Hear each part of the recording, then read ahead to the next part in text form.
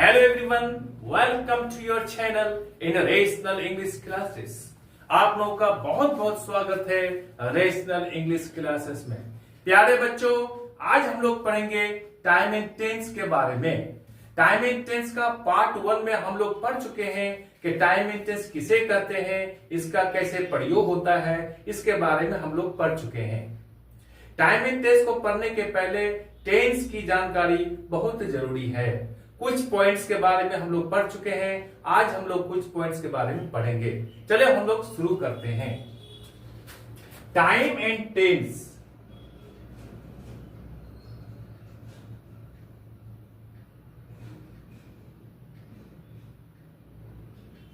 इससे कुछ नियम है। इसका पहला नियम है क्या, पास्ट टाइम में दो काम हुई रहती है तो उसमें से जो काम पहले समाप्त हुई रहती है उसे पास्ट परफेक्ट टेंस में लिखते हैं, तथा जो काम बाद में समाप्त हुई रहती है उसे पास्ट इंडेफिनिट टेंस में लिखते हैं। That's all. फिर मैं एक बार कहता हूं आपको, यदि पास्ट टाइम में दो काम हुई रहती है, उनमें से जो काम पहले समाप्त हुई रहती है उसे पास्ट परफेक्ट टेंस में लिखते हैं, तथा जो काम बाद में समाप्त हुई रहती है उसे पास्ट इंडेफिनिट अर्थात सिंपल पास्ट टेंस में लिखते हैं। जैसे घंटी बजने के पहले हम लोग कॉलेज जा चुके थे। हम लोग पहले कॉलेज जा चुके थे, उसके बाद घंटी बजी थी। तो जो काम पहले हुई रहती है, जैसे हम लोग पहले कॉलेज जा चुके थे तो उसे हम पास्ट परफेक्ट टेंस में लिखेंगे। घंटी बाद में बजी थी तो उसे हम पास्ट इंडेफिनिट टेंस में लिखेंगे। उदाहरण के लिए हम लोग लेते हैं क्या, We had gone to college. We had gone to college before the bell rang. हम लोग कॉलेज पहले जा चुके थे, ये काम पहले हुई है, इसको हम पास्ट परफेक्ट टेंस में लिखे हैं। जो काम बाद में हुई है अर्थात घंटी बाद में बजी थी, इसलिए हमको पास्ट इंडेफिनिट में टेंस में इसको लिखेंगे। जैसे द बेल है, द बेल रिंग, यहां द बेल सब्जेक्ट है, रिंग वर्ब टू है। That's all. उसी तरह से दूसरा एग्जांपल लेते हैं हम लोग। डॉक्टर आने के पहले रोगी मर चुका था। रोगी मरने का काम पहले हुआ है, उसके बाद डॉक्टर आया था। तो रोगी मरने का काम जो पहले हुआ है उसे हम पास्ट परफेक्ट टेंस में लिखेंगे। जैसे the patient had died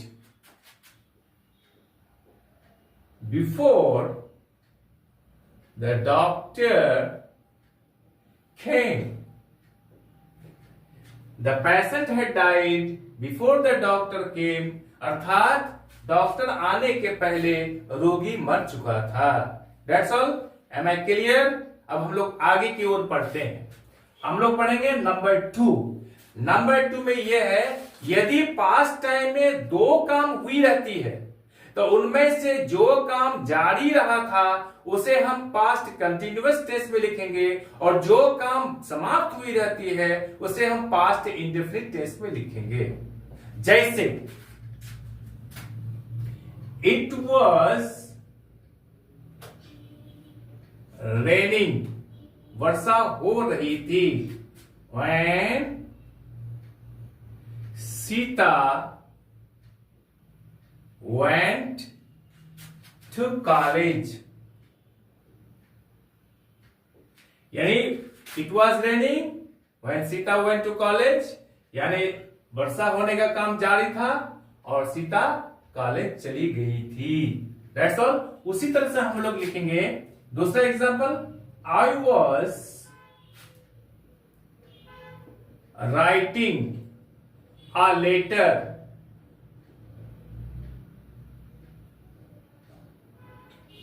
I was writing a letter when Mohan came. यानी जब मोहन आया था, आने का काम समाप्त हो गया, लेकिन I was writing a letter, मैं पत्र लिख रहा था पत्र लिखने का काम जारी था। That's all.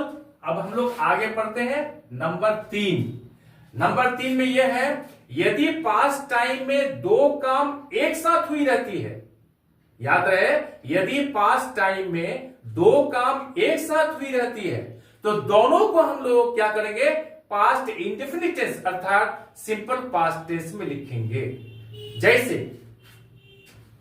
when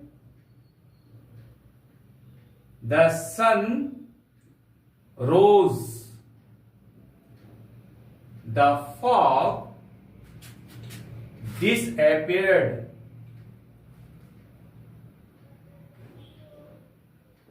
दोनों काम एक साथ हुआ है। when the sun rose यानी सन जब उग रहा था, द फॉग डिसअपियर्ड, डिसअपियर्ड मतलब होता है क्या, गायब होना, फॉग मतलब कुहासा, बहुत कुहासा था, सूरज यूं ही उठने लगा धीरे धीरे, कुहासा धीरे धीरे खत्म होने लगा। That's all. तो दोनों काम, सूरज के उगने का काम और कुहासा हटने का काम, गायब होने का काम एक साथ हुआ है। याद रहे, यदि पास्ट टाइम में दो काम एक साथ हो तो दोनों को पास्ट इंडेफिनिट टेंस में लिखेंगे। यहां पर दोनों काम पास्ट इंडेफिनिट टेंस में हुआ है। That's all. एग्जांपल और लेते हैं। When I wrote a letter, when I wrote a letter, Sita sang a song। यानी गीत गाने का काम और पत्र लिखने का काम एक साथ हुआ है पास्ट टाइम में। That's all. Am I clear? अब हम लोग आगे बढ़ते हैं। Number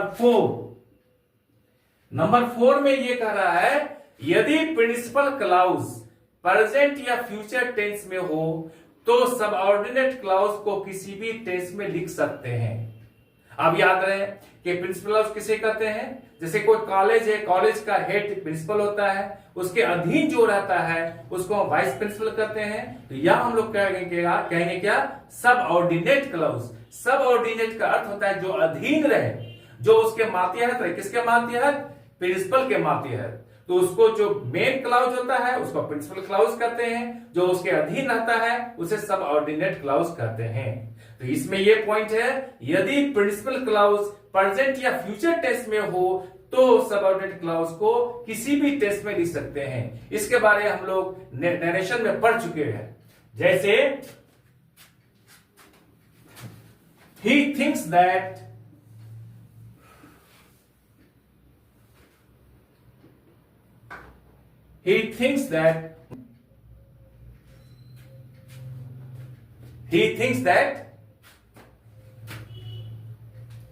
Sita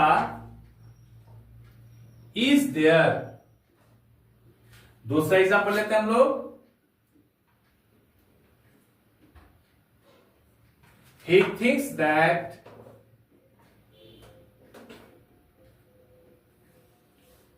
Sita was there। आगे लेते हैं हम लोग। He will think that Sita was there। देखिए यहां पर he thinks that, यहां पर सारा सेंटेंस में he thinks that क्या हुआ, या he will think that, ये सब सारा सेंटेंस प्रिंसिपल क्लाउज है। और ये clause Sita is there, Sita was there या सीता वाज देयर, दैट से शुरू हुआ है, ये सब सबऑर्डिनेट क्लाउज है। इसलिए याद रहे, यदि प्रिंसिपल क्लाउज प्रेजेंट या फ्यूचर टेंस में हो तो सबऑर्डिनेट क्लाउज किसी भी टेंस में हो सकता है। That's all. आज हम लोग यहीं तक रखते हैं। आई होप कि ये वीडियो आपको अच्छी लगी होगी। आप चैनल को लाइक और सब्सक्राइब कर दें और बगल वाले बेल आइकन को दबा दें, जिससे कि हर आने वाला वीडियोस का नोटिफिकेशन आपको मिलता रहे। आप लोग पढ़ते रहे, खुश रहे। बाय।